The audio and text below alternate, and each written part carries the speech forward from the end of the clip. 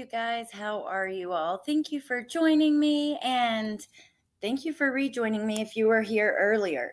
So I can't believe it. It's not even 11 o'clock, and this is going to be a busy day. We're going to get a lot done. No, but I've been trying to gather like other little pieces to show you guys while we finish these documents.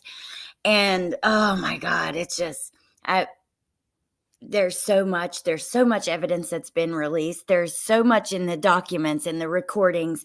I look forward to going through it with you guys, but it is upsetting. Some of this stuff is really upsetting to see, so be prepared. But let me say hello to you guys again. Hey, Nadine. Hey, Claus. Good to see you. Hey, Patricia was asking about you this morning, Claus. I think it was today. But yeah, good to see you. Thank you for being here. Hey, Pointer Lover. Hey, Neat. Hey, Preschool Granny. Hey, Cutie Pie. Hey, Johnny. I'm glad you love it here. Thank you for being here. Hey, Warrior Princess. Hey, Desiree. Hey, Dee. Hey, Katie. 1 second.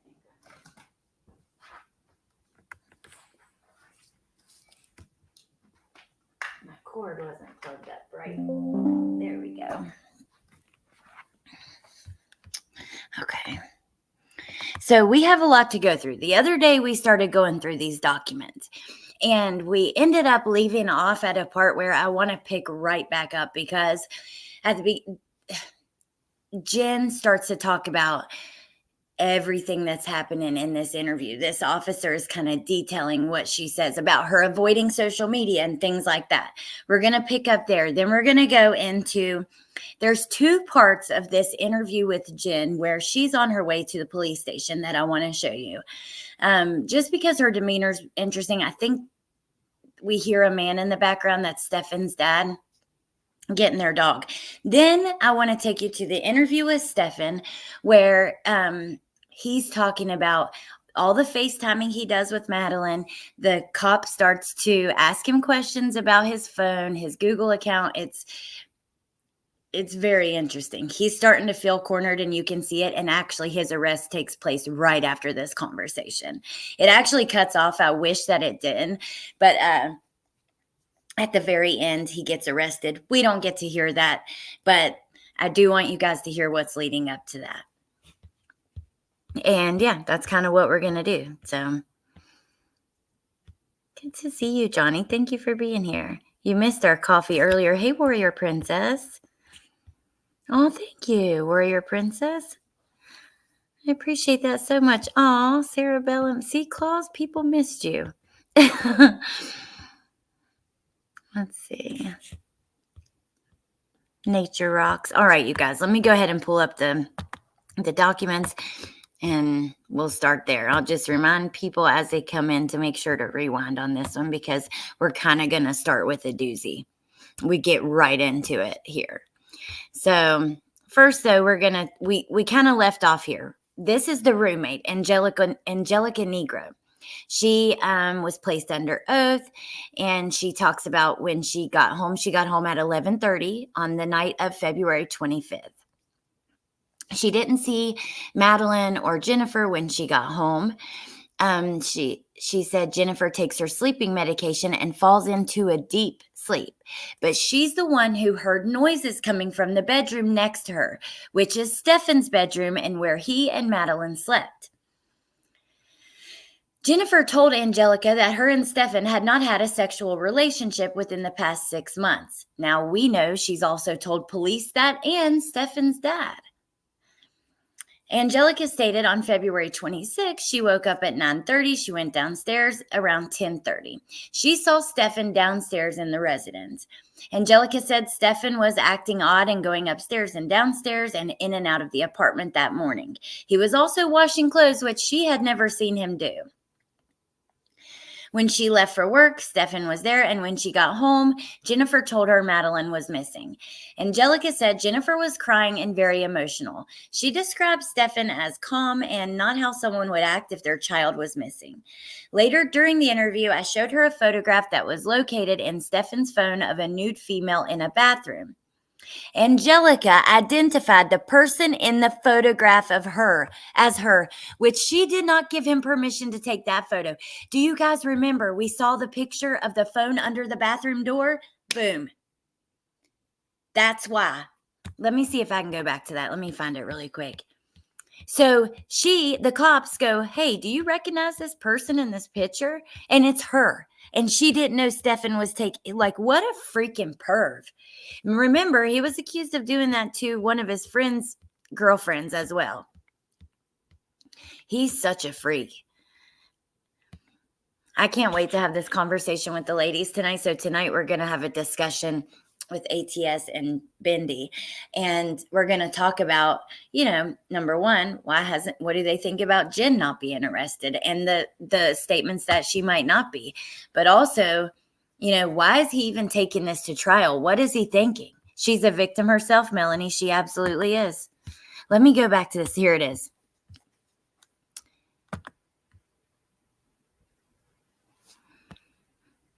This photo was in the evidence dump of photos, and we couldn't figure out what it was. I wonder if this is that. It's just starting. Hopefully hubby will be able to wake up and get the kids off to school for a week. I'm a bit skeptical. Oh, what are you doing, Sarah Bellum? I hope it goes well. Hey, Amanda Page. I cannot believe this. Just what a freaking freak he is. Amanda says, I think they're building a case against Jen. Hey, get me a snack. He's such a creep. Looks like a phone looking under a door. Well, it is. But we were wondering, like, why? What door is this? Whose phone is this? Where is this photo coming from? Now, going through the documents, we see it's probably from this or something like this, because Angelica, the roommate of Jen, so not only is Stephan, he has this ex-girlfriend that he's still bumming off of, living off of. He's been abusing her child for years and satisfying his own.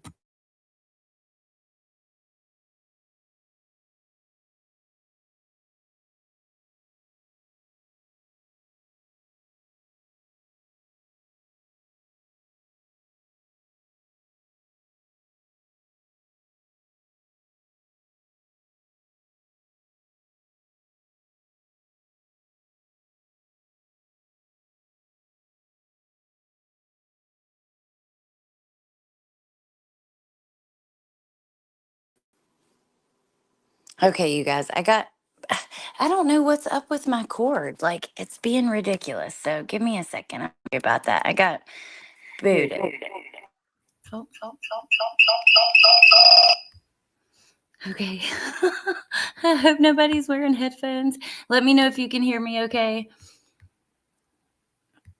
Sorry about that. I don't know, like my cord is plugged in to charge, but how the laptop cords are two pieces? The two pieces that connect are not working right. Like they're not connecting right. Hey Jules, good morning. All right. Glad you can hear me. Sorry about that. Okay, so Angelica, the roommate, was showed a photograph that was located in Stephan's phone of a nude female in the bathroom. She identified the person in the photograph as her, which she did not give him permission to take. Now, in this photo, we don't see, this was in evidence, and there's no one in the picture. But I think the police were trying to recreate, what they were finding in his phone, basically. Okay. I'm so sorry about that, you guys. Hey, Tracy. That pic with the phone was a cop found pics of the roommate, and always from an angle like from the ground, and the cop placed the phone to get the exact same angle. Thank you, Tracy. That's exactly what I was thinking. That's exactly what I was thinking. Oh, I'm so sorry to hear that, Sarah. I'm sorry for your loss. Stearns took pics of the female roommate as well. Well, that's who. Okay, so we're going through the documents. That's what happened. That's kind of what led us to that picture. So Angelica, the roommate, is confronted with a nude photo that was in Stephan's phone of her that she did not give him permission for. So now we're going to go to March 1st. Now, This is after Stephan was arrested. Okay, because he was arrested on the 29th, I do believe, right after midnight. Let me just do a double check. Stephan Stern's arrest date. Because I want to, this is what Jen has to say after. Let's see.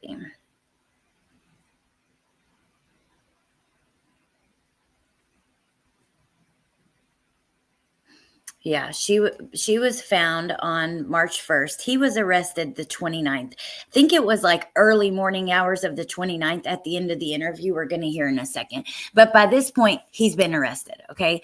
On March 1st at approximately 11:57, Detective Smallwood and I contacted Jennifer at her residence for a follow-up interview. I advised Jennifer that we would be taking her to the Orange County Sheriff's Office to retrieve her vehicle.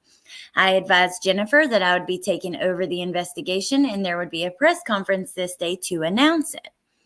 Jennifer asked when I said did we mean homicide? I told Jennifer I meant we as the Kissimmee Police Department, but yes, we will be working it as a homicide because we had a strong belief that Madeline was deceased. Jennifer became silent for a few moments and started to cry. Jennifer said she had been avoiding the internet because of the things being said or leaked to the media, and it was traumatizing to her. I asked Jennifer where all she has physically looked for Madeline since she had gone missing. Jennifer said she has not looked anywhere for Madeline because she wanted to be home in case she came back home. Jennifer said she has since been staying at her sister's house because she didn't want to be seen in public. I asked Jennifer if Madeline had any siblings, and she said she was married to Stephen Young and he had a daughter that was raised along with Madeline. That would be the only person who would be considered a sibling, Jennifer said. Who would be considered a sibling. That's the end of that sentence. So let me just, before we continue, hold on.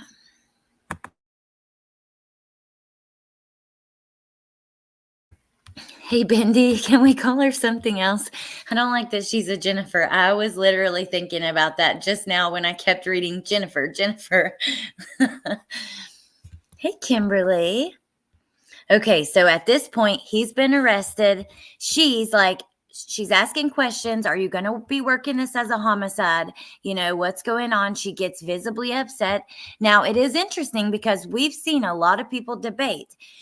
Would you look for your own child if they were missing? I have heard, hey, Pinche Becky, hey, Diane. I've heard some people say, no, I couldn't do it. I wouldn't want to be the person that stumbled across my child. Like, I just couldn't do it. And then some people say, I don't care what police say. Like, I would be searching. I don't know. Like, I've never been in that situation. And I think it's very different looking at what you would do and what you would actually do having been in that situation. That's part of like how my brain is changing as far as looking at true crime cases. If you've never been in the situation, you just don't know. You know what I mean? Hey, Jonesin, dozing and listening. Good to see you. Hard to put yourself in that situation. Yeah, you can't. You really can't. Okay, but so Stephen Young, which we can go through his interview because he was interviewed, and I considered doing it the other day, but let's continue where we're at. So Jennifer said Stephan has been around Stephen and his daughter, Ashlyn, a few times. Jennifer said Stephen lived in Williamsburg, which is by SeaWorld. I asked Jennifer if her or Stephan was in contact with Stephen, and she said yes by text and phone calls. I asked Jennifer if I could see those messages, and she handed me her phone and said yes. I asked her how Stephen found out about Madeline, and she told him. Stephen was in shock when he heard the news. Jennifer said she had to go out and purchase some small items, and she felt like she shouldn't be outside because of the attention this case has received. Jennifer said she didn't want to end up hospitalized for her mental health. Now, I find this even really interesting because many people speculated, she's not out there on the news and stuff because she's in the hospital. I would want to search, but honestly, I don't know if I'd be able to. I would want to as well, but I'm with you. Like, I don't know what I would do in that situation, you know? Okay. So Detective Smallwood asked Jennifer what medication she used to help her sleep, and she said it was called Geodin. I've never heard of that. But the bottle says Zisprasidone. I don't know how to say that, you guys. Jennifer said she has to take it with food, and within 30 minutes to an hour, she's asleep. She said Madeline would take hydroxyzine for her anxiety and also to help her sleep. Jennifer was asked if Stephan has attempted to reach out to her since he was arrested, and she became upset and said no. So she was straight up asked, has Stephan tried to reach out to you since he was arrested? She became upset and said no, it would be stupid if he did. Jennifer stated, we asked her about Stephan's... Wait. The way that this is written is just hard to understand. Jennifer stated, we asked her about Stephan's sexual kinks, and she said she remembered last night. Okay, I get it. She's saying, you guys asked me if he had any kinks, and last night I remembered something. She remembered that he had an anal sex kink. Jennifer said she always refused when Stephan would want anal sex with her. Jennifer also remembered that Stephan would be easily angered and was very irritable and negative about things. Jennifer said Stephan would only get angry at Madeline over normal parenting things, or if Madeline didn't want to do what was asked of her. Jennifer stated she had given Stephan the benefit of the doubt when he told her he dropped her off at school. Jennifer said Stephan is a master liar and a master manipulator, and she had recently had this conversation with Chris, Stephan's father. Jennifer assumed law enforcement was looking into Stephan because he was the last person to see Madeline, and she wanted to believe he had nothing to do with her going missing. Jennifer said once we showed her the photographs, redacted, that is when she realized Stephan was guilty. I asked her what she thought Stephan was, redacted.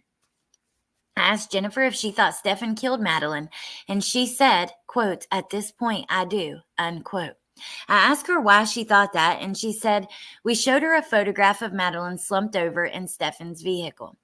Jennifer said she felt like Stephan dumped her body somewhere, but she didn't know where.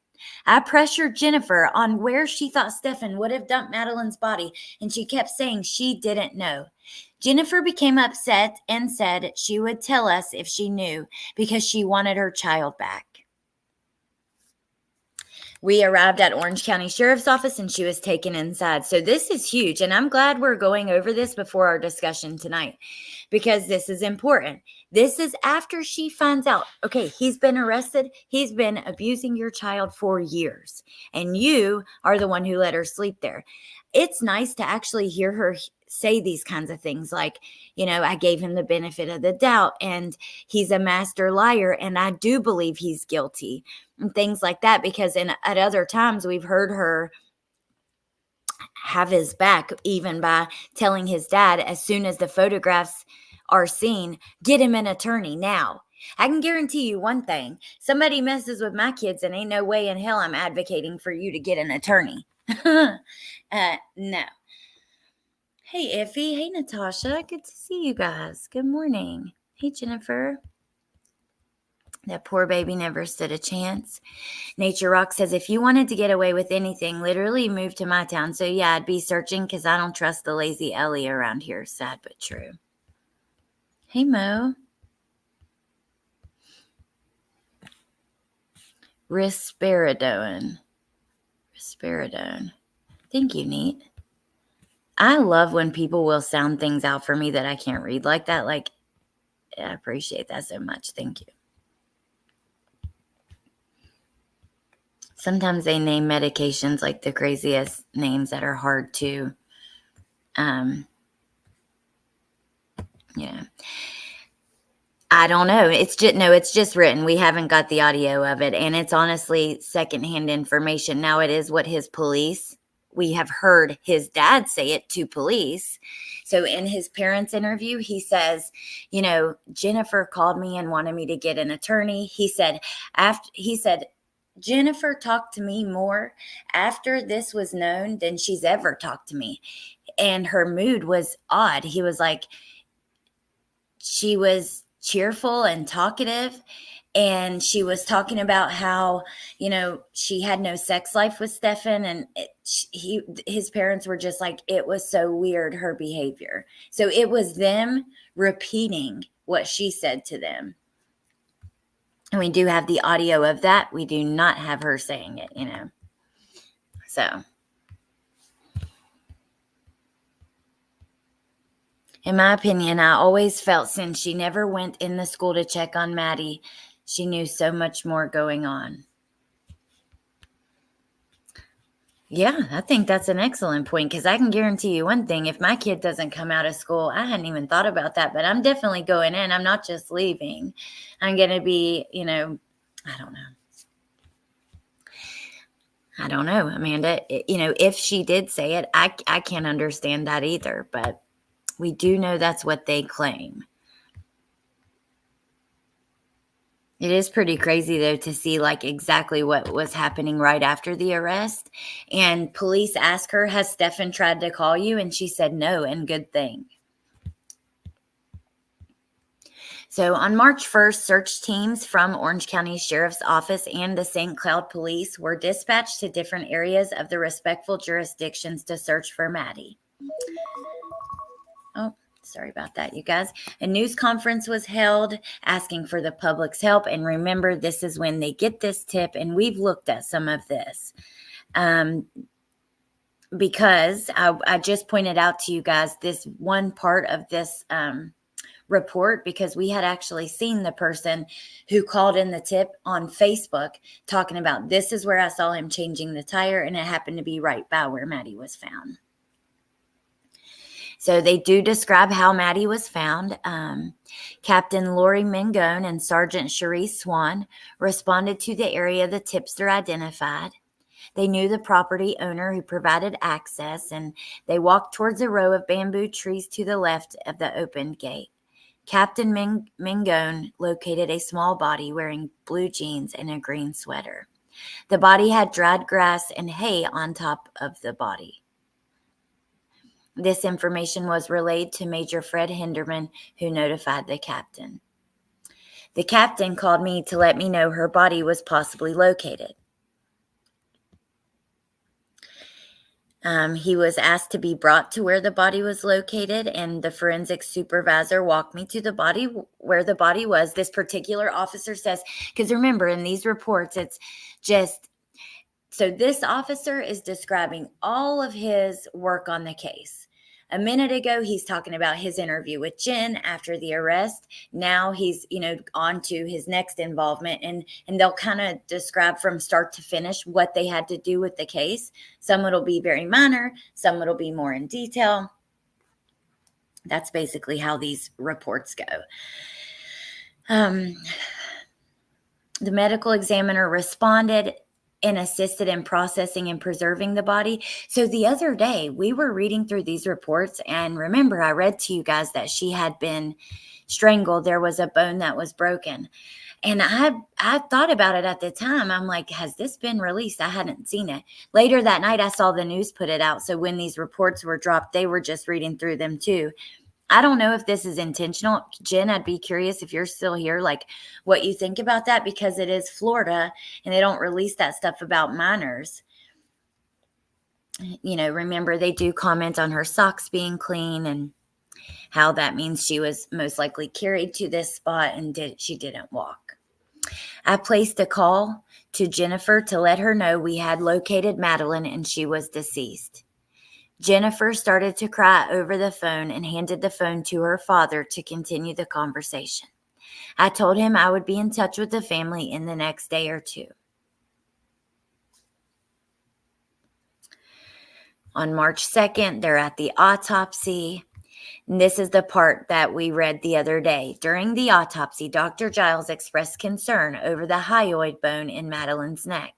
Dr. Giles stated the right portion of the bone was not intact, which could possibly be related to her being strangled. I'm still here, but in the shower. Remember that question and ask me tonight. Okay, I'm going to try. I'm sure I will, but also I've got a lot of them, so, Hey, Unravel.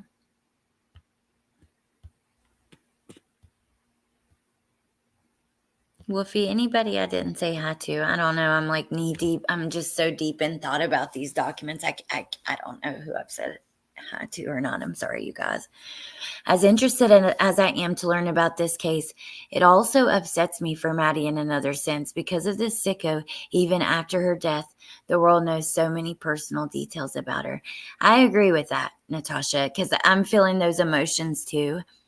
As interested as I am, and I want more answers, I want the truth. I want us to get like details about the facts and what went down and how it went down. At the same time, it's so upsetting finding out those answers.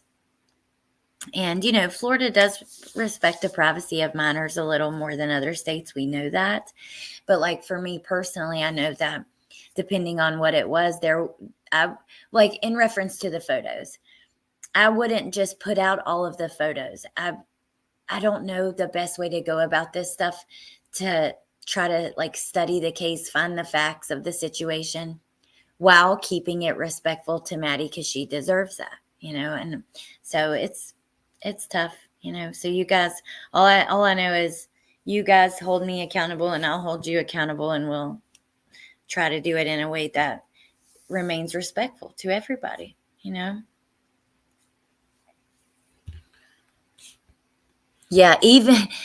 and she even had another photo leaked after her death. Exactly, Mo. Not to mention that, let's be real here, there were 1,700 photos of Maddie in Stephan's phone, right? There were 35,000 photos of other kids. Oh, thank you, Natasha. I appreciate that. You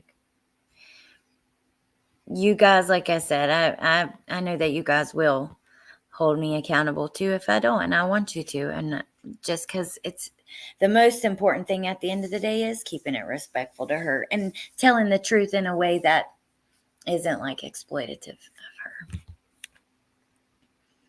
Hey, chicken lady. Okay, let's keep going.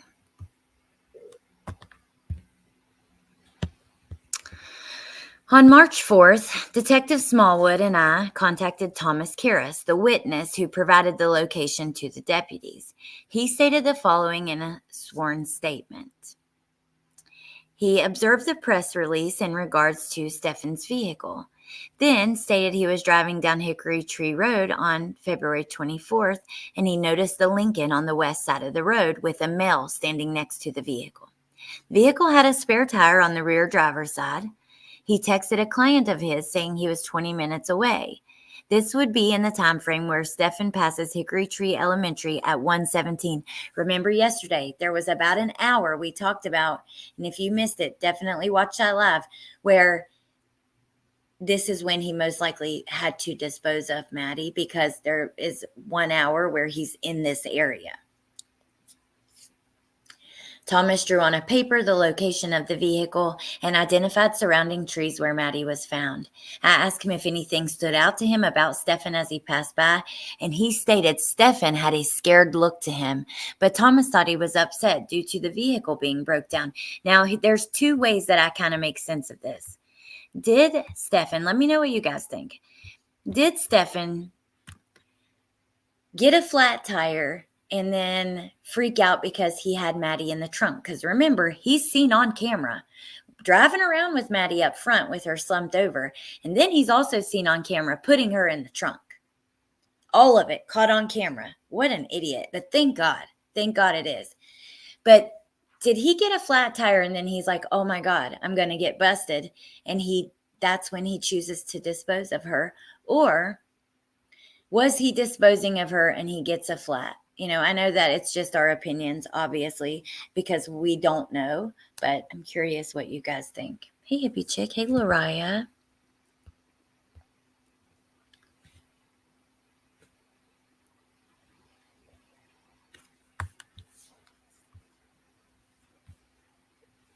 Claus, I have a question. Just a sidebar for a second. Did you go to that hearing with Leilani the other day?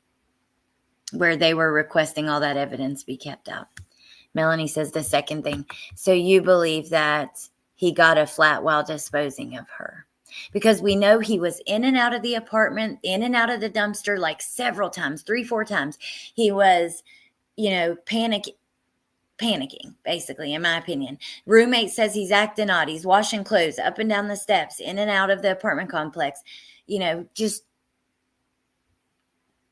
I don't know. I don't know what he's doing, but at some point, he decides to go to this area and do what he did. All right, let's keep looking. You did? Oh my gosh. Wow. I'm sure that was freaking very interesting because they're starting to come out with the evidence. And I'm sure it was emotional. So on March 5th, this is where they make contact with Stephen Young. This is Jennifer's ex-husband. Jennifer used to live with Stephan, her dad, Madeline, and Stephen's daughter, Ashlyn. Stephen stated Jennifer's dad stayed downstairs. He says that it was good in the beginning, but later on, she started having mental health issues. He said there were times where he would have to take care of the household when Jennifer was having a bad time with her mental health. Stephen decided to remove Ashlyn from that atmosphere, which is when they decided to get divorced. Stephen said he considered Madeline as his daughter due to the amount of time they spent together. Ashlyn and Madeline would play games online once a month for a few years. Stephen would join the game just to talk with Madeline. Stephen stated he loved and cared about Madeline even though the relationship with Jennifer didn't work out. Stephen said he thought Madeline was in good hands, so he tried to become with Stephan since he was going to be in Madeline's life. He visited Jennifer and Stephan when they lived in Northport. Stephen was playing games with Stephan, which ended in a small argument, and ever since this argument, they haven't spoke. He lives near Williamsburg. I asked Stephen to explain the sleeping arrangements when he was living with Jennifer. Stephen said Madeline would sleep with Jennifer, but he wasn't comfortable with Madeline sleeping with them in the same bed. I asked Stephen if he had seen any demeanor changes with Madeline. Stephen said Madeline seemed off for the last few years, which he thought it could have been her going through puberty, but it started during the end of elementary school. This would be around the time redacted, and it says sexual offense identity. Stephen said Jennifer wasn't different, but she was always trying to figure out her mental health medications. She recently disclosed to Stephen where a recent medication she had been taking knocks her out, meaning tired and sleeping. I asked Stephen how he heard about Madeline, and he said his wife saw something online. Stephen talked with Jennifer on 2/27, and Jennifer said Stephan took Madeline to school and made a bunch of mistakes afterward, like deleting his phone. Jennifer also said Stephan and Madeline both forgot their phones when he took her to school. Stephen said he believed Madeline forgot her phone, but it was odd that Stephan forgot his because he always had his phone and was typing on it all the time. Stephen said he wanted to make sure they spoke with Jennifer over the phone. He wanted to hear the tone of her voice. Stephen described Jennifer's tone as being anxious if something was wrong. Stephen said they were speaking over speakerphone and Stephan was with Jennifer. Stephan made the comment that he felt guilty because he forgot his phone and then accidentally reset it. Stephen couldn't believe that Stephan was saying over the phone. There's a lot of typos, you guys. Jennifer began saying what time she thought she woke up because of the dog, and Stephan interjected and told her that he would take care of the dog so she could rest. I asked Stephen if he knew why Jennifer didn't go to Maddie's birthday party. Stephen said Jennifer's family can be a lot to handle, and if she was starting a new job, he understood why she wasn't there. I asked Stephen if he thought Jennifer had anything to do with what happened to Maddie, and he said he doesn't. He doesn't feel like she would deliberately known because she had family that could have helped her with the situation. Ashlyn is starting to see a new therapist, and if she discloses anything related to this, she would let us know, because remember, Ashlyn and Maddie were friends. This is all very interesting, Tess. It's especially if you've been following every step of the way, like every little detail is enlightening. So then they talked to Frank. Remember, we talked about this. He's the one with the YouTube videos. And he says they're not true and that stuff. And then Stephan's parents.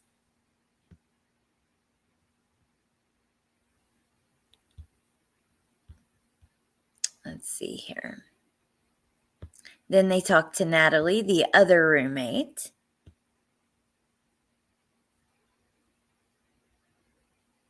And we read this the other day, actually, so I'm not going to read through it again. Then Maddie's phone. Let me see here. Let me just make sure that we're not missing anything at the end. And then I'm going to touch back on something that Jen said right after Stephan's arrest. And then we're going to go to his interview right before his arrest. Okay. Talk to Maddie's friends. The menstrual cycle, which I believe that was just, that's nothing. I'm not going to look anything into that. I think it's just, to me, the friend just says she doesn't know if Madeline had it. Usually they did have it at the same time. She didn't say Madeline was missing her period or anything. And I don't like the way that people have kind of twisted that. I can see why they might think something could be going on, but I just don't want to put it out there as if that's a fact. So then they go to the jail to get Stephan's fingerprints. They have another person who saw Stephan out changing attire named Walter. Then the judge signed a search warrant for Madeline's medical records. The warrant was executed at a behavioral health center. I was provided her medical records upon execution. Now, this I wanted to talk to you guys about. Upon reviewing her records, it appears she was diagnosed with ADHD and anxiety. Is this where they put in the medication that was found? Let's see. So on March 29th, I received the case synopsis from the ME, and Dr. Giles ruled the case,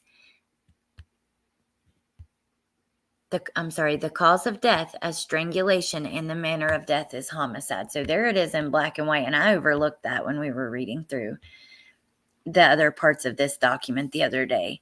So it's clear as day, the death was ruled as a strangulation.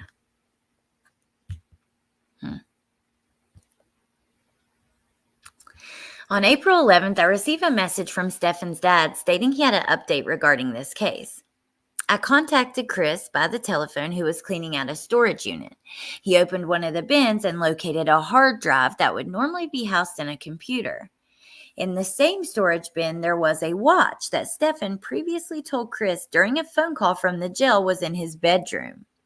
Chris stated Stephan must have gained access to the storage unit when he made the trip on February 28th.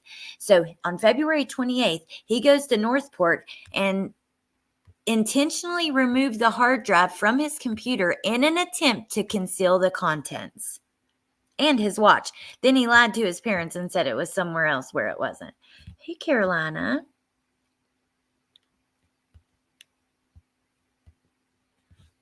Make sure if you guys are coming in late, you do rewind, because at the beginning, the very first statement that we read, oh, Lariah, thank you for gifting a membership, babe. I appreciate that.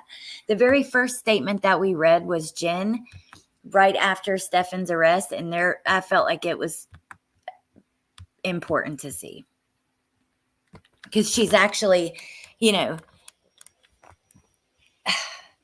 finally like saying he's wrong, he shouldn't be calling her, he better not call her, he's a liar, things like that. So on April 12th, I drove to Northport Police Department to retrieve the items that Chris provided. There was a hard drive that appeared to be removed from a desktop and a tower computer and 2 other USB drives. On April 15th, the judge signed a warrant for these.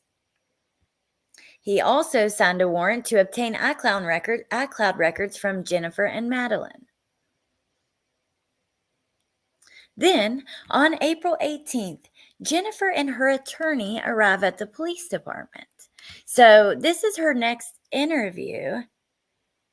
Based on an investigative subpoena that was issued by the state attorney's office. So the state attorney's office subpoenaed her for this. She had to be there, and she shows up with a lawyer, which, doesn't mean that she's guilty, but it is interesting. She's subpoenaed to come do an interview and shows up with her attorney. Due to technical issues with the state attorney's computer, the interview was moved to a different building. The interview was led by State Attorney Will J. Will placed Jennifer under oath, who swore to tell the truth during the interview. Will asked Jennifer if she was working on the night of February 25th, and she said yes. Now, we did look at this for a second the other day because we didn't go through these documents in order. I don't know why I do that, but sorry. Stephan and Madeline were the only people downstairs when she gets home. She says she doesn't remember. She was asked if she remembers Maddie wearing a green sweatshirt, and she says no, she was not wearing that. She says she would have been wearing whatever clothes she was sleeping in. This is where she says, Maddie doesn't normally set her clothes out and she needed a good night's rest. So she tells Maddie to go upstairs with Stephan. We know that based on their communication, Stephan and Jen are texting back and forth, and Stephan's telling Jen, okay, she's made her nest and she's about to snuggle up and get ready for bed. Okay. She also claims that Stephan kept Madeline so she could spend more time with her. Now,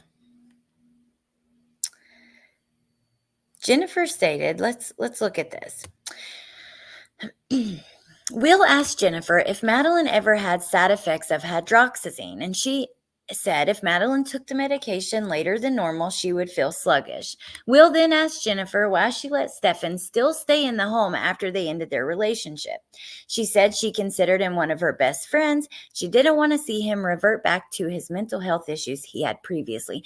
Oh yeah, this guy who has crazy mental health issues, I don't want those to come back, but I'm going to make him my new built-in babysitter. That's a great idea. Jennifer stated Madeline never wanted to sleep alone in her bedroom. She couldn't remember how many times she left Madeline to sleep with Stephan alone in his bedroom. She allowed it because she trusted Stephan and he treated her as his daughter. When Jennifer stated she and Stephan ended their relationship, Madeline had an idea but never spoke about it. Jennifer said she spoke with Stephan about possibly moving back to help him get on his feet.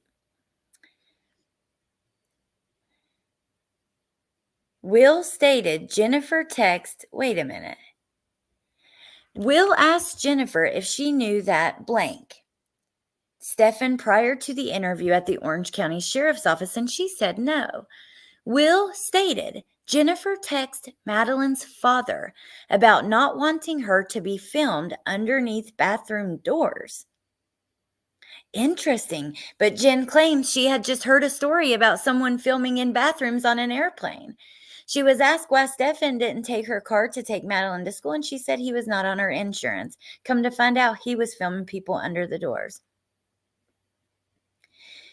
Jennifer also stated that she didn't know about how she died. I asked Jennifer how many times Stephan came to Kissimmee after he moved out, and she said 2 to 3 times. She said bedroom 4 was empty, but there were white colored sheets on his bed, and she didn't know if he used any other blankets. So then April 22nd, they get the downloads from the USB drives and the hard drive that Stephan, during all the chaos of, after he disposes of Maddie and he's trying to cover up what he's done, deletes his phone. He goes to his parents' house in Northport, Florida, and he drops off a hard drive that's been removed from a computer and 2 USB drives. In those USB drives, no wonder he was scared. Look what was in them. 35,000 images of child pornography. None of them it does not appear that blank was in any of those images. And the hard drive wasn't used since 2020. But, there's proof of he's been doing this shit for a long damn time. And he's sick and he has an attraction to kids. And this is what happens, unfortunately. I just don't, you guys know, I've said it a million times. I do not feel people that are attracted to kids should be out in society with all of us and our babies. Hell no. I don't think they get better. I don't think they change. I don't think there's rehabilitation. And I think when these monsters aren't caught, when they're doing things like, I don't know, passing around 35,000 images of child pornography, they go on to do worse things like murder little beautiful, Madeline. Disgusting. Then they get warrants for Maddie's other records.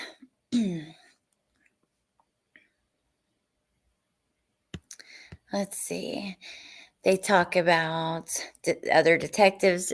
On February 27th, Detective Hunt from Orange County Sheriff was assigned to the case. Therefore, Hunt began his investigation. He interviewed Jennifer and Stephan during the initial phase of his investigation. During these interviews, he noticed some inconsistencies in their statements. Later, Detective Tagler arrived and was asked to assist interviewing Stephan. He would eventually become the lead investigator. He interviewed Stephan at 4012 Santa Maria Drive. I'm going to play part of Stephan's interview. I want you guys to hear. It's one that I've been mentioning to you since we started reading through these documents that kind of came out with all this information. But it's when he starts to get confronted by this female officer. And she's like, wait a minute. Why are you FaceTiming her so much? Why are you doing this? Wait, your answers aren't making sense. I can't go to my bosses with this story. It doesn't make sense. I want you guys to hear his tone. But let's finish with this just quickly. Let's see. Information was discovered from Stephan's cell phone. It was also discovered Stephan never dropped Madeline off.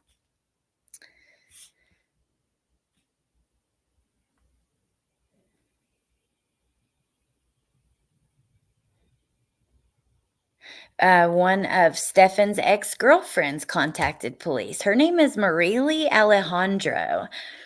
She did an interview. She said that she saw a post on Facebook regarding the disappearance of Maddie, and she recognized Jennifer because she dated Stephan in the past. The next morning, a friend from her job advised her there was an arrest involving the investigation, and the person arrested was Stephan Stearns. She explained she dated him in the past and contacted the sheriff's office to provide any information that may help. In 2022, her and Stephan were in a brief, intimate relationship. During that relationship, she would invite Stephan to spend the night with her at her house, but he would refuse. Stephan told Marile that he needed to stay at Jennifer's house because Jennifer and Madeline could not sleep without him there. He further explained specifically Madeline would not sleep if he wasn't there and advised he would sleep in the bed with Jennifer and Madeline. Marile displayed her discomfort of the sleeping situations, but Stephan continued to live and stay with Jennifer and Madeline. Marile ended their relationship not long after finding this out. I asked Marile about their intimate relationship more in depth. She disclosed that Stephan had a tough time having an erection. Marile described one very weird occasion where Stephan had her lay face down completely flat, as if she was dead, and had sexual intercourse with her. Marile said that was the only time he was very erect. I asked her if Stephan ever disclosed being sexual with blank, but he never did. See full audio for further details. Hey, Jennifer.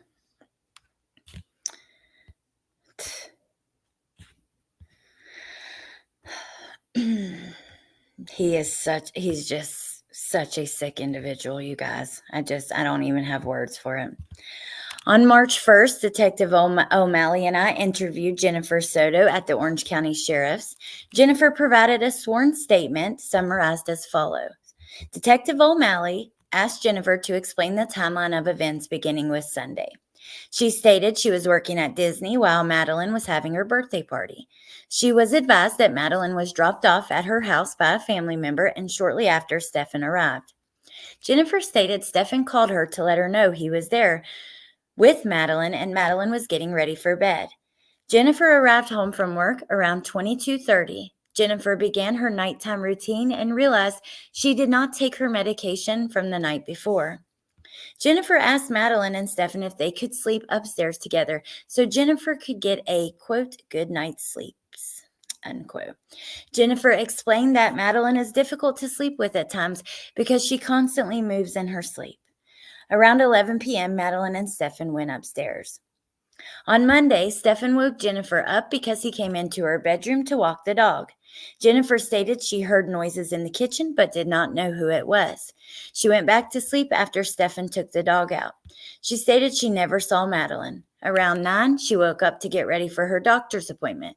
She left her home at 9:30 for the appointment, between 9:30 and 9:45. Around 11, she finished the appointment and returned home, and when she arrived, Stephan was already there. He apologized for leaving his cell phone while he took Madeline to school, and he further elaborated he and Madeline had a good morning and that she slept most of the way to school. Jennifer stated Stephan was acting normal at the house and nothing appeared unusual during their interaction. At one point, Stephan told her he factory reset his phone while trying to update his phone.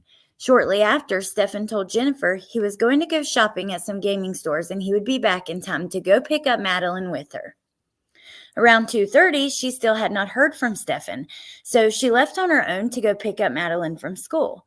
Approximately 10 minutes after leaving her house, Stephan called Jennifer and stated he left his cell phone again while he was gone shopping. She arrived at the middle school and was first in line to pick up Madeline. She said she heard the bell ring but didn't see Maddie come outside. This wasn't normal for Maddie. She waited a couple minutes and finally left and drove to her mother's business, which is a couple blocks down the road, to look for Madeline. Maddie was not at the business when Jennifer arrived. She reached out to some friends and they said they hadn't seen her all day. So let's pause here for a second. This is Jennifer's sworn statement to police. Look, what Claus put in here earlier, I had not thought about. But that's such a good point. How do you show up at school? Your kid doesn't come out and you just leave. You don't go in. You're not calling the school. You just like, let's go look around, see if we can find her. What? No, I don't know. That doesn't make sense.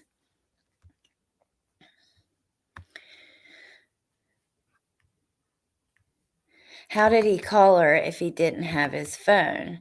I don't know. Let's see.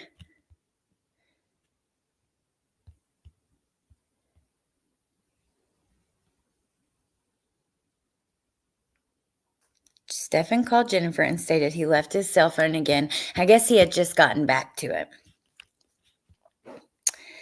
So at one point, Jennifer becomes worrisome and calls Stephan to ask him if he dropped off Maddie at school and advised him that she never showed up. Stephan tells Jennifer he's on the way to her mom's office to help. Eventually, a call is placed with the sheriffs to report her missing, which I was listening to those calls right before the live again, because they called 3 times and it's not Jennifer calling. I think it's her mom and sister, but you guys correct me if I'm wrong. Tuesday, February 28th. As Stephan slept, Jennifer began making calls to the National Hotline for Missing and Exploited Children about Madeline. Jennifer also contacted local news stations to put the information out to the public. Soon after, news reporters came to the residence and completed an interview with Jennifer and Stephan. Remember these interviews, you guys?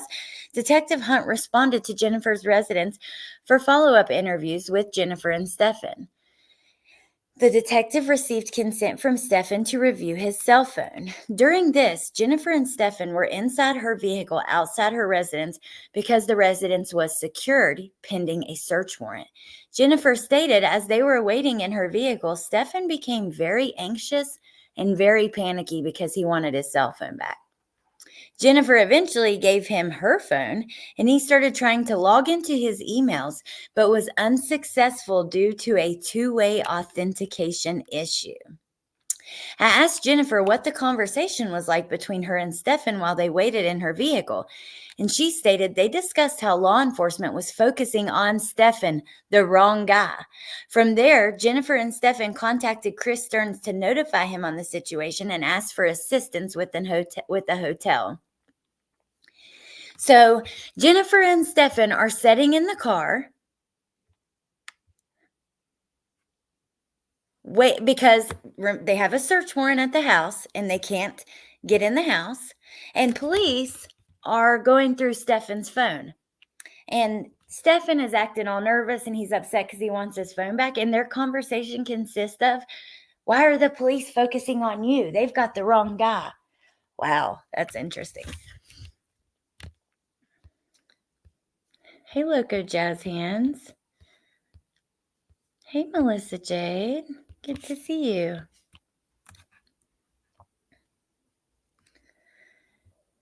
Wow. Carolina says, Alex, on Stern's transport video to jail, he clearly zones in on a little boy on his scooter. It was so disturbing when I viewed it again last night with Duty Ron. It shows how truly sick.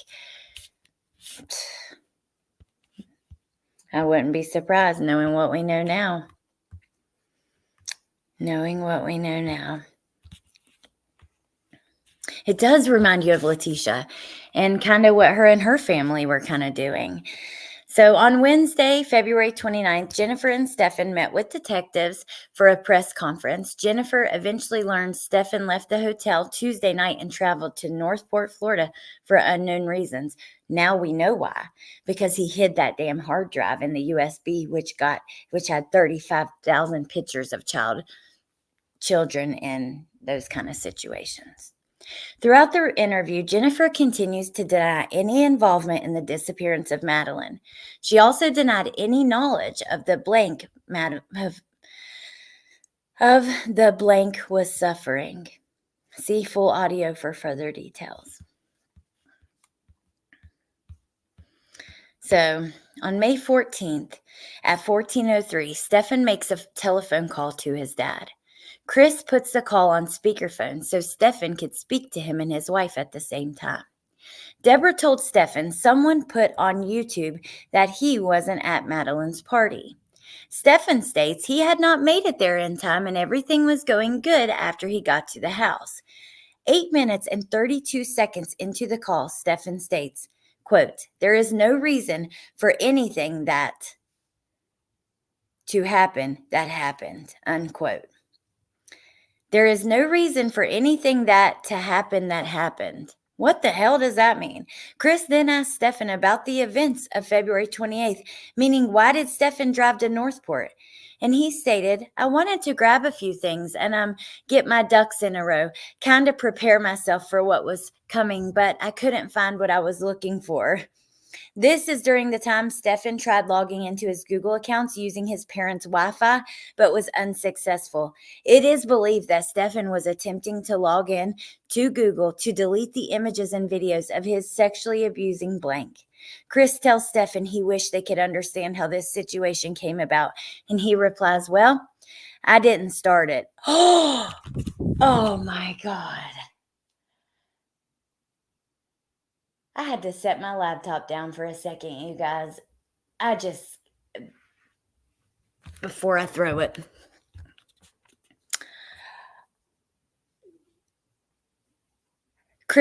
So Stephan's dad tells him, we wish we could understand how this whole situation came about. And he says, well, I didn't start it. What? What are you trying to say there? And this is on a recorded call. Police are documenting it. Oh my God.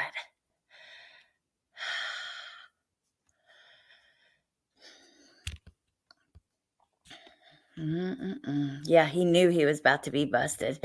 He was frantic, hiding his hard drive, trying to get into his Google. He even used Jennifer's phone to get into his Google account. You dumbass, even if you deleted it, they would still find it. He is a monster, truly.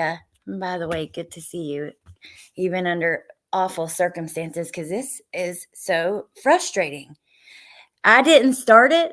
What the fuck do you mean, you freaking... Oh, excuse my language, but this video is already... there's just... It's just so exactly graphic, Johnny. It's graphic stuff, and it's disturbing. It is. Let me change the banner, actually, because I have one for this.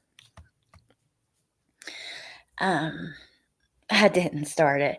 I would love to put my fist right through his face. Like, that's how I feel reading some of this. He is such a monster. Hey, Steph. Mm-mm-mm. Yeah, hold my earrings. You are such a Johnny. Thank you, Johnny. Creator of this channel gets upset. Well, I mean, when you read that, like, so he's on the phone with his dad. Basically, first he says there's no reason for anything that happened to happen. Then he admits that the reason he went out to Northport was I had wanted to grab a few things and get my ducks in a row, kind of prepare myself for whatever was coming, but I couldn't find what I was looking for. During this time, he was trying to log into his Google account using his parents' Wi Fi.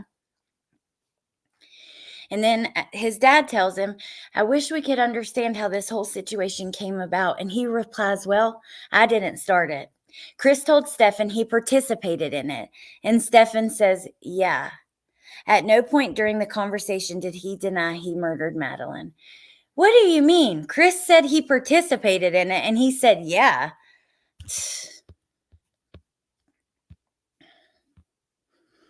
Let's see what this is. This is from February 27th. It's just another report, another officer's report and his work on the case. So it's Detective Corporal E. Deal.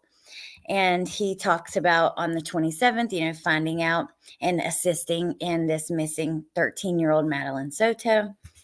Then he says, after further investigation, it was determined Kissimmee would take over. On March 1st, I was tasked with going to Venetian Bay subdivision to collect a copy of videos. When I arrived, I made contact with staff who showed me the security DVR. Remember all the videos we've been talking about? So in these investigations and in these reports, you'll see a clear chain of evidence. You'll see which officer obtained the video, who they gave them to, the person that got them, when they downloaded them. They want to make it very clear just to show there's been no tampering, that kind of stuff. He collected the DVR and took it to the sheriff's office and turned it over to the forensic team. 3 days later, he was advised the download was completed. Then he was tasked with completing warrants for the following things: Stephan's fingerprints, his Instagram, Madeline's Instagram, and Stephan's Facebook. I'm really curious to see their cell phone downloads because here now, and we're going to hang out a little bit and listen to this interview right before he's arrested. And I've got it to the part where we're going to hear a little bit about, because remember, Madeline had, her phone record showed that she had been calling and FaceTiming with Stephan a lot. And her friends in these reports have came forward and during their interviews have said they talked all the time. Matter of fact, one of her friends said not long ago, she called Maddie. Maddie was on the phone with Stephan. And when Maddie answers, she says, hey, do you want to join or do you want to call me back later? And the friend says, well, I was bored, so I joined the call. And they were just hanging out. He was helping her with her homework. They were talking about what they were going to do that day, whatever. So they had he was acting like a friend to her, like communicating with her a lot, FaceTiming with her, Also, we know if you missed the live yesterday or the last time we went through documents, you'll see that, when this started, he would threaten her if she didn't do what he wanted. She couldn't watch cartoons and stuff like that. So we see one side where he's becoming like a buddy to her, and then another side where he's torturing her and making her do things for him, and then telling her that she can't play with the phone or watch cartoons or whatever if she doesn't do it. Okay. So let me pull up this interview. I'm not going to go back to Jen's, what we started with today. I'm just going to say, though, make sure if you are just getting here that you, wait, let me see. You rewind because there's a lot that you won't want to miss. All right, so let's go over to this. We're going to...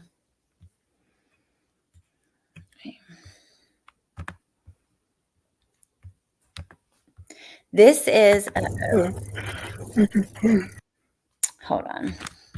I have it time-stamped in my messages because I want you to hear. So this last interview, this is from Grizzly True Crime. I'm going to drop the link in the chat, and I will, after the live is over, I'll add her to the description. I didn't know if we would get to this, so I didn't put it there before.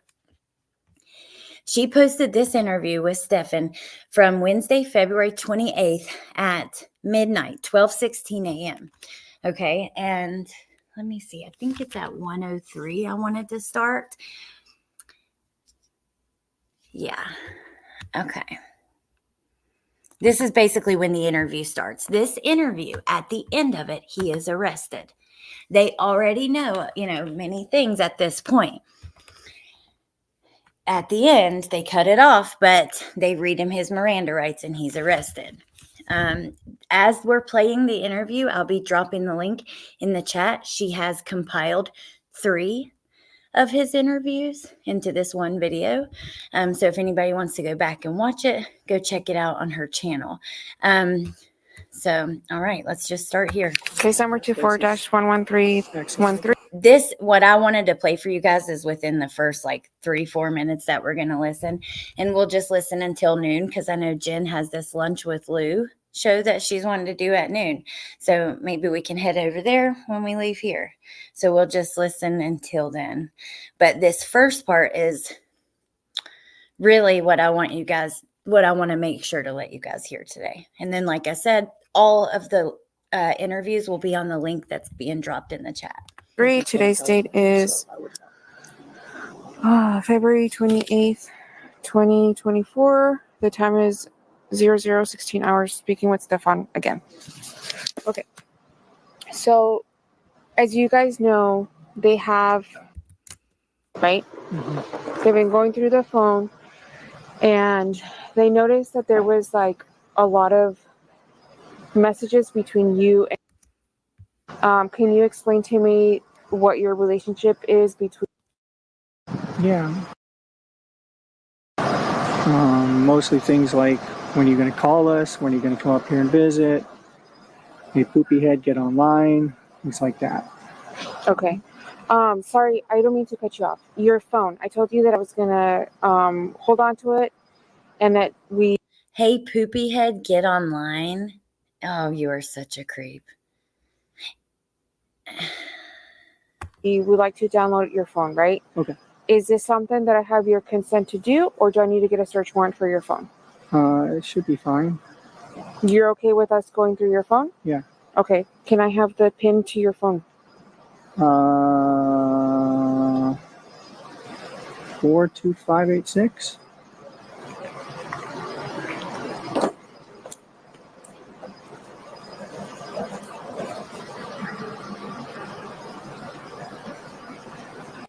So, I'm going to turn the subtitles on. Don't forget, tonight we're having a panel discussion, me, Jen, and ATS News, about all of the documents that are coming out. Before that, Amber has a live, I think, at 8. I think Melissa's on at 7 with more Wade Wilson. Jen is on at 12 and 5. So there are tons of lives happening today, and I'll drop those channel links in just a second. But also, I'm trying to drop the full interview. Hey, Sherry, good morning. From Grizzly that we're listening to here. And yeah, I think that's all I wanted to say.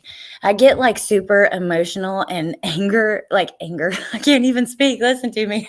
Super emotionally charged and angry and just all over the place. And I forget what I'm even trying to get across. So welcome to my channel. Thanks for being here. Let's keep listening. 42586. Hey, Kelly. Oh, yes.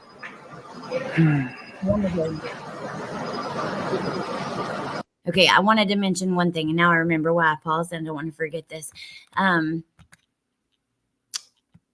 BK does have a hearing today.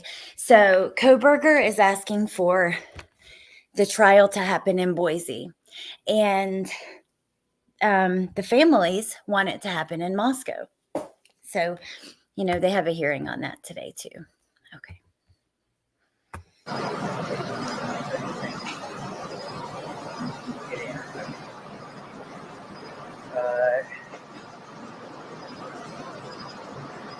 Okay. Perfect. Thank you so much. And then, okay, so when you guys FaceTime, what do you guys talk about? There too, we're just chatting. Okay. I noticed that at some of the times that you guys are FaceTiming, it's like really late. Is it normal for her to be in bed late? Yeah.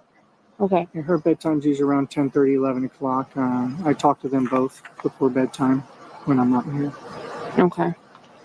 10:30 is supposed to be her bedtime, but she gets to push it sometimes. Okay. Wait. Is it normal for her to be in bed late? Yeah. Okay. And her bedtime's usually around 10:30, 11 o'clock. I talk to them both before bedtime when I'm not here. Okay.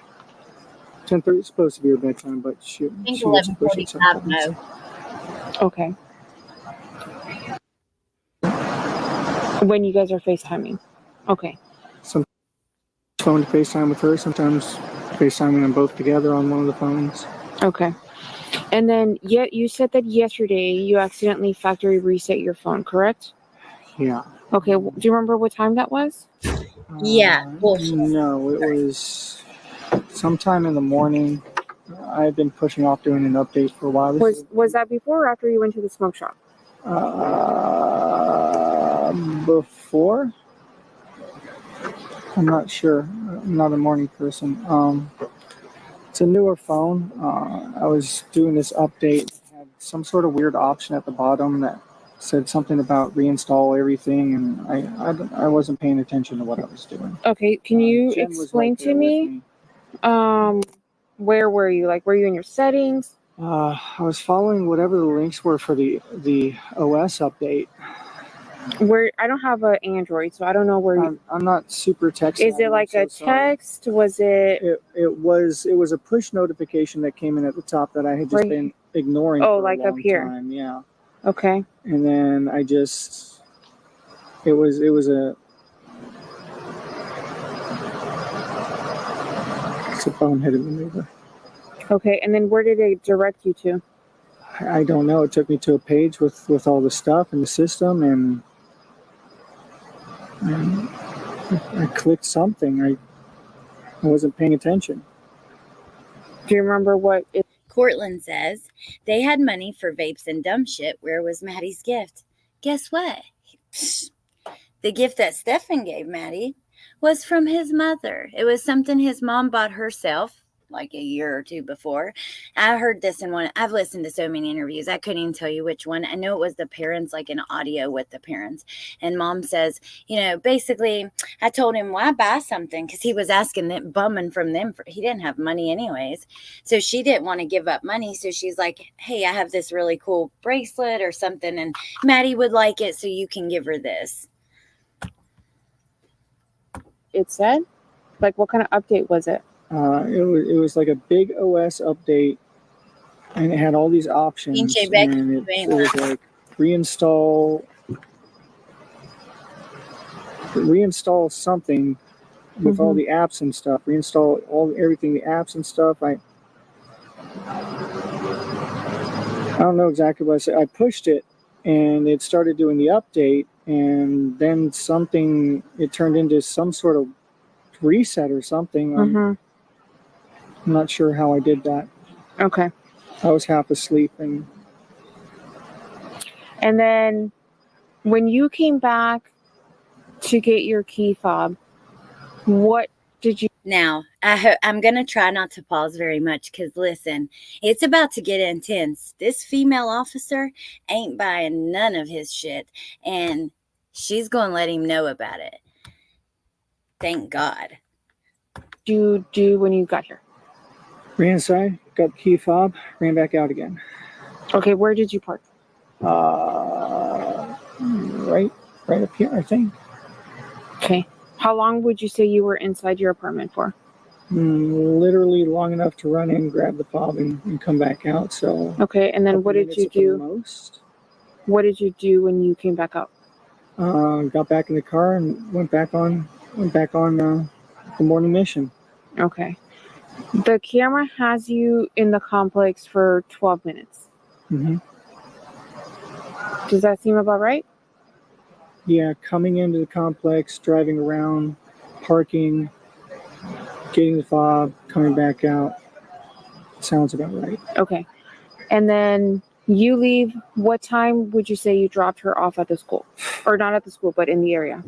My estimate was sometime between 8:20 and 8:40. Okay, the camera has you leaving the complex at 8:31. 8:31. Okay, so it must have been closer to 8:40 then. Okay. And then after you dropped her off, did you go directly to the smoke shop? I did. I went directly to the smoke shop. Waited. It was supposed to be open, but it wasn't. I waited a little while to see if they were just being slow about turning on the open sign. They weren't, so I went home at that point. How long do you think you waited?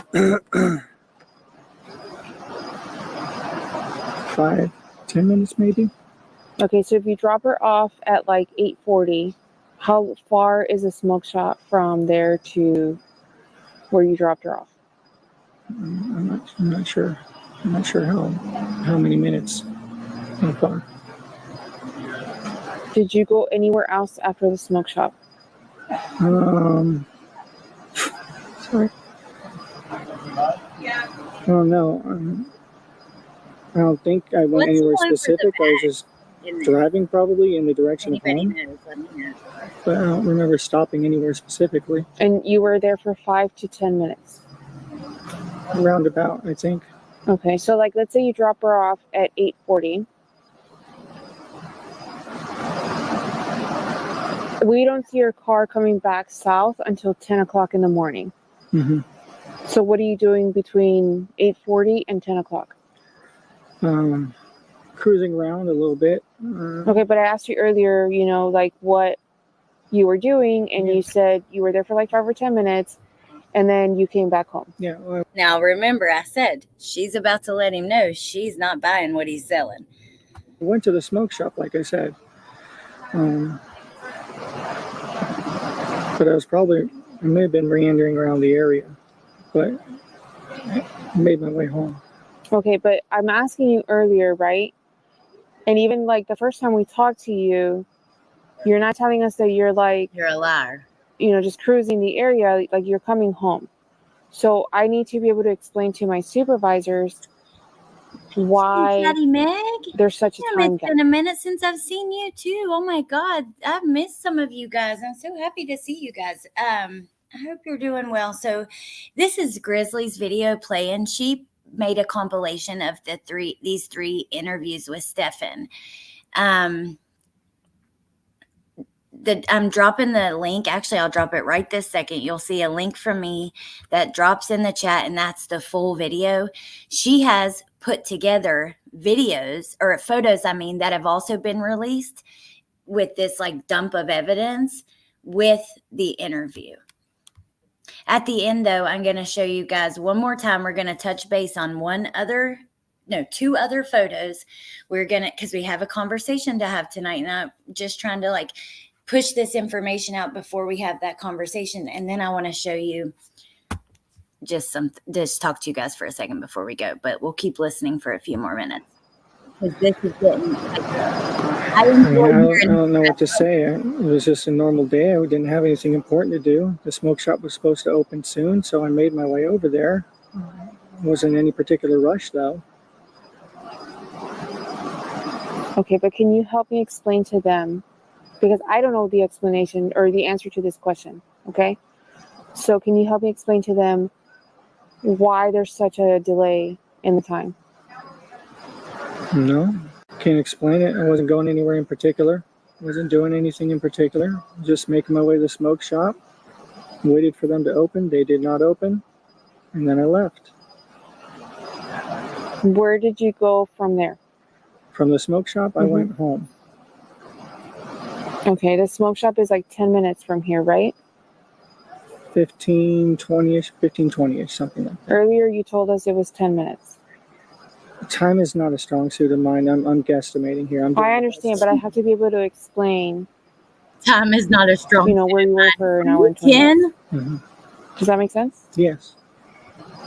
And right now, I can't. And it's so sad because this is the contents of her book bag. You see the little fidget toys and like a bag of chips and some things that are redacted, which makes you wonder why.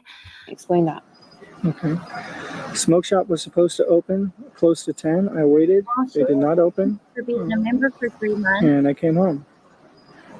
Okay. What time specifically was it supposed to open? 10 o'clock is when it's supposed to open. That's so cool. So why'd you go at 8:40?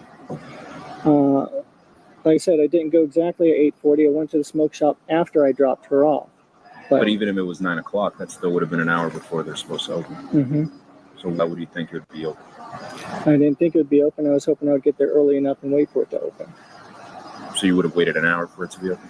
I did not wait an hour. I got there maybe 20 minutes before it opened, 15 minutes before it opened, and just sat and waited. But then you're seen coming at 10 a.m. when it's supposed to open, or are you coming down? Leaving because it was supposed to open at 10 a.m. I waited a few minutes after 10. They were not opening, and that's when I left. You did not wait a few minutes after 10. What do you mean? At 10 a.m., you were seen coming down southbound on Jongyang Parkway at the intersection of Jongyang At 10 Parkway. a.m., I was still in front of that shop waiting to see if they were going to turn on the open sign. Okay, but if you drop. Remember, when they have by this point, they've seen the videos. They know, first of all, they know some of the things that have been in his phone. He's about to be arrested right at the end of this, okay? And not only that, they have video footage of him driving around with Madeline in the front, slumped over in an unnatural position. Oh, sorry, you guys. They have Madeline in the front, slumped over in an unnatural position. They know. When they say you've been seen in this place, he's really been seen. Oh, thank you, Sherry. Thank you so much. I appreciate that. Thank you. But so remember that when you hear them say, no, you were here at this time. They also saw him on camera in a parking garage, pick her up out of the front seat and put her in the trunk. Now, one of the things I want to ask the girls tonight, and I hope I don't forget, is, well, I don't think that I will, but, why would he even fight this at this point? Look at all the evidence against him. And if he's going to, is it going to be a mental health defense? How else you're on camera, maybe not actually taking her life, but you're on camera for years and years torturing that child. And then you're on camera with her deceased. How do you think you're going to fight this? I don't know. Sometimes when they, it sucks when you don't get to see a trial and they take a plea because you don't get all the information that you might get in a trial. But you are saving, the family, and not even necessarily mom, which her too, but you're saving the family and friends of this young lady a lot of torture by just admitting to what you've done, telling the truth, and taking a plea. I don't know. At 8:40, and you said you only waited for a couple minutes at the smoke shop, why would you still be there at 10? I waited to see if it would open, and they did not open. We got that part. But you said you were there for a couple of minutes. Mm-hmm. And then you said you were there after a couple minutes after 10. So that's... It doesn't make sense. sense. Make sense. I apologize for that. I'm trying to help you out the best that I can, but Right. So, if you drop her off around 8:40, let's say, give or take 10 minutes, you make it to the shop around 9, the smoke shop, and you sit there and wait for a couple minutes for it to open. You said you waited for maybe 5 or 10 minutes, right? Mm-hmm. Does it make sense that you're still there at 10 o'clock? I was there at 10 o'clock. Okay, so what did you do before that? I dropped her off and I made my way over. Not a direct route, but I made my way over there. Okay. Did you stop anywhere on your way to the smoke shop? I don't think so. Slimy little bitch. I'm sorry. Do you have problems with your memory that you can't recall what you did? I'm extremely ADHD. I'm sorry. So just details start to get Nothing fuzzy like after an I got problems with my memory excuse.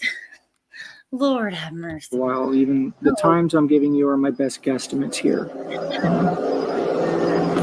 I didn't have my phone with me at the time, so I wasn't aware of exactly what time. There's no time on your car? Transpiring. Yeah. There probably is, but it's not my car. It's my parents' car. How certain are you that you were outside of the smoke shop at 10 a.m.? 90% sure. What makes you think that you were there at 10? I saw lights on inside the place. It looked like they were coming to life in there. Mm-hmm. So it looked like they were about to open. Mm-hmm. And I was waiting to see if they were going to turn on the open. Do you remember if there was anybody inside? I couldn't see inside from the outside. But after I came home and then went back to the smoke shop again later, when they definitely were open, I stopped in and got my vape juice finally. I don't remember the name of the guy working there, but he was like a skinny guy, short, skinny guy. When you came back for the fob, did she go inside with you? No, she was in the car still. She was asleep. Where in the car? Okay. Passenger side. The front seat. Correct. Okay. Did she at any point go in the back of the vehicle, like in the back seat? No. Interesting photo. So she was in the front the whole time? Mm-hmm. Awake or asleep? She was asleep. Okay.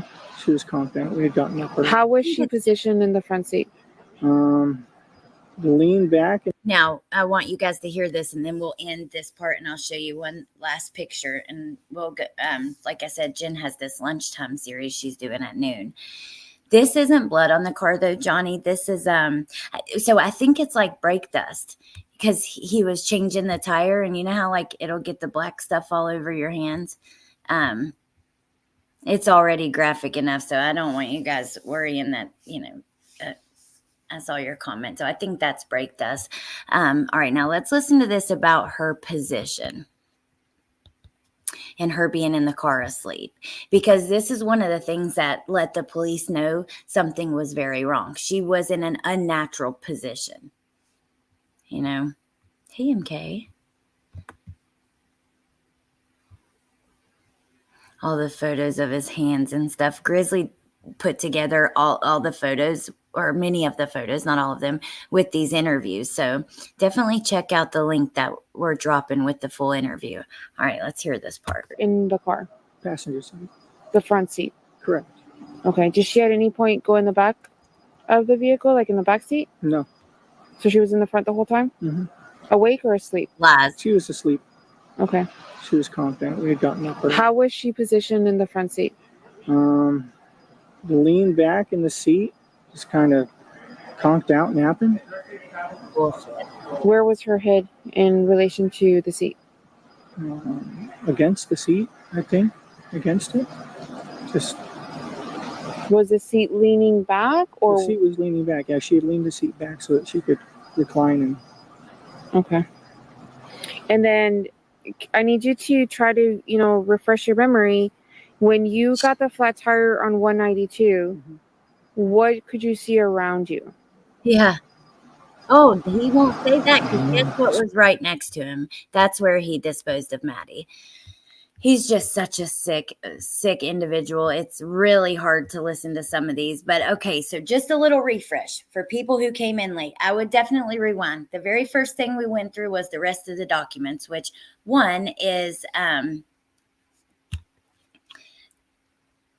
Jennifer, after Stephan's been arrested, talking about, how they ask if Stephan has called her since he's been arrested, things like that. She says that he's a liar and, she was trying to trust him and take his word for it, blah, blah, blah. It's very interesting, but that's first.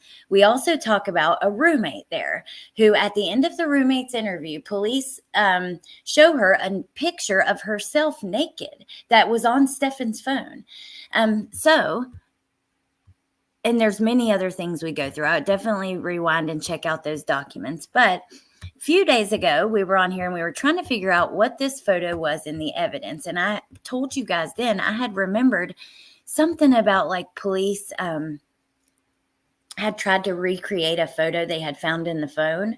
And then one of you guys in the chat kind of said the same thing. But if you look here, you see this camera like under the bathroom door. And so Stephan was sneaking, we know he's got 35,000 pictures of other children that aren't Maddie in sexual pictures on his phone. Okay. Then he has 1,700 of Maddie. Then he's also got pictures of the other roommates at the house. He's disgusting. He is absolutely disgusting.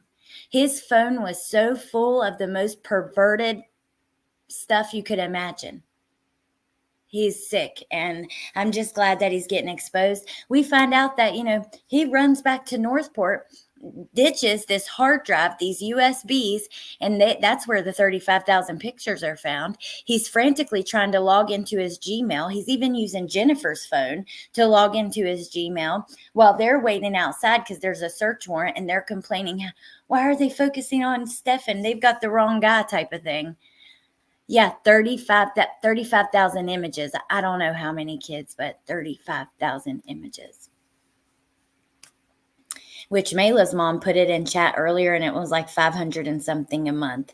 Because this was the computer, it actually hadn't been touched since 2020, and I don't know how she got her math. I'd have to wait for her to be back here. But so that is where we're going to wrap it up. I was going to show you guys something. So we have to go over to Bendy's channel for lunch with Lou in just a few minutes, but I tried to send myself a picture. Yesterday, Bentley had the pin pulled out of his arm.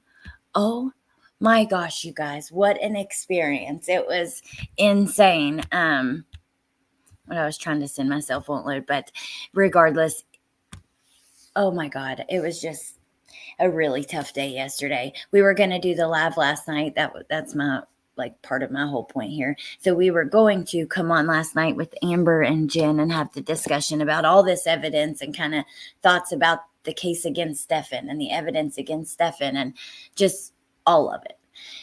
But by the time I got home, after we got the pin out of his arm and ran a couple other errands, we had to go get his brother from practice, get home, you have to do showers and homework, and Bentley had a fit over his arm getting wet. It's just been a whole thing. So that's why it's going to be tonight at 9:30. I know that there's lots of lives happening all day from some of the channels. Look, here's the thing. We try very hard to schedule around each other and not go over each other with live streams. We, meaning me, Melissa, I know Bendy, Amber, there are certain people that I really, really try to go around. You can't always go around everybody, and sometimes you just have to do what's best for you. Just the same thing with the morning lives. I tried to make them early enough where I don't really know anybody who's on that early. And maybe I could make it even a little earlier, like 7:45. I've tossed around that idea in my head. But I have to do what's best for me. And yeah, so thank you guys for being here. And yeah, thank you for showing up in the mornings too, because I am enjoying the coffee and crime. And as somebody who doesn't like mornings and usually doesn't even want to talk to humans until noon, it's making me get back into the swing of things in the mornings. After summertime, it's kind of hard. It really is. Who can go around everyone? Yeah, and yeah, you can't. You truly can't. But, all we can do is our best. I try to be support. There are some channels who I really do have a lot of love and support for, and I try to make that very clear. And, anybody else, if you can't schedule around everybody, it is what it is. It's not personal. I just be here when I can, and I thank you guys for joining me. So Anyways, all right, you guys. You love the morning labs, or do you love morning times in general, Teacup? Are you Seek Justice? So we did a little morning series back at Christmas time. It was also called but it was Coffee and Crime at Christmas time.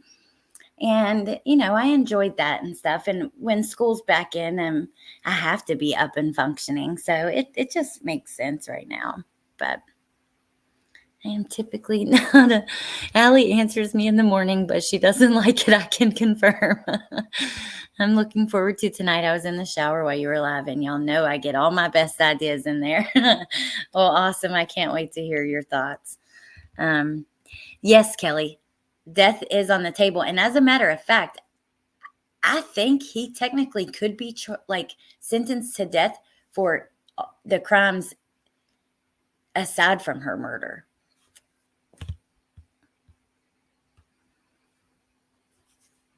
Thank you, Debbie.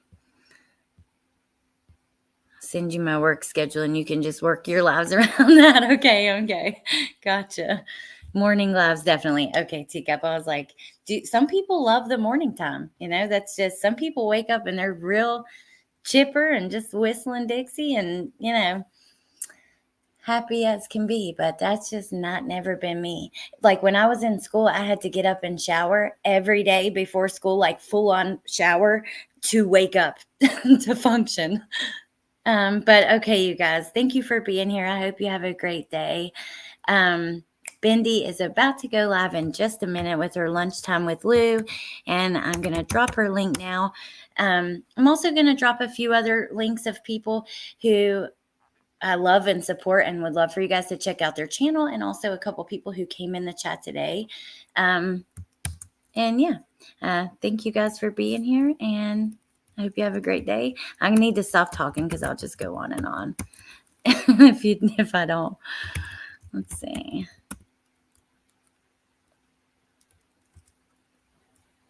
I'm a stumbling zombie person. That's me. Like one eye open for the first hour of the day. Oh, thank you. Happy birthday. You remembered August 24th and Dua Lipa's August 22nd. That's freaking funny. Thank you, Claus. All right, you guys, have a great day. And let me see. I'm going to drop one more Jones in who came in here earlier. And I appreciate the support and all that stuff. So try to give it back a little bit. And yeah, I hope you guys have a great day. And I'll see you a little bit later tonight. I'll see you over at Jen's now. Okay, bye.